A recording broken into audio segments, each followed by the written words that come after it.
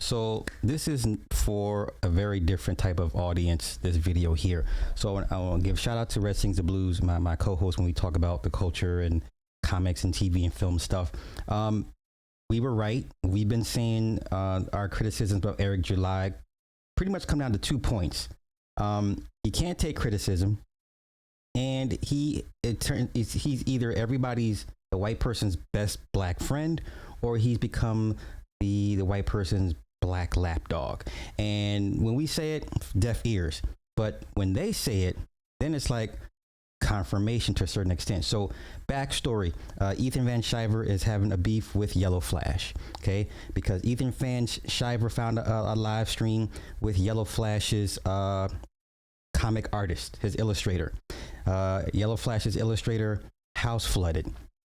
And Yellow Flash's comic illustrator signed a pretty hefty back-end deal to do Yellow Flash's comics. But because Yellow Flash's comic illustrator house flooded, he's living in his backyard. He has no money. He had to reach out to other comic book aficionados and people behind the scenes to have money to help pay bills and to help have his kids get a Christmas.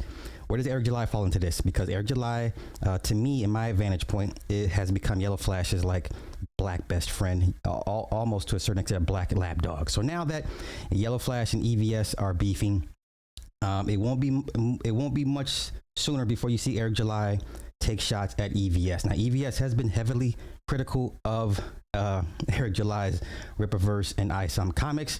There's a couple other guys that have also been heavily critical of Ripper's comics.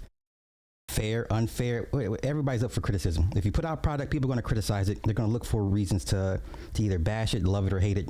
It's all for open for an interpretation. Okay, so let's get to the point when once again, when me and Red say Eric is beyond, he thinks he's too good for criticism, or he doesn't respond to criticism well, and or he's become those people's black best friends. So let's hear from their mouths, because not only do we see it, they see it too. And that's the biggest point I want to make. So let me pull this up, and here we go. Once again, this is from Ethan Van Sciver. This is the guy's beefing with Yellow Flash, which is Eric's best bud, I guess. Let's go. Why do you think YR can't take any criticism? Oh, Young Ripper?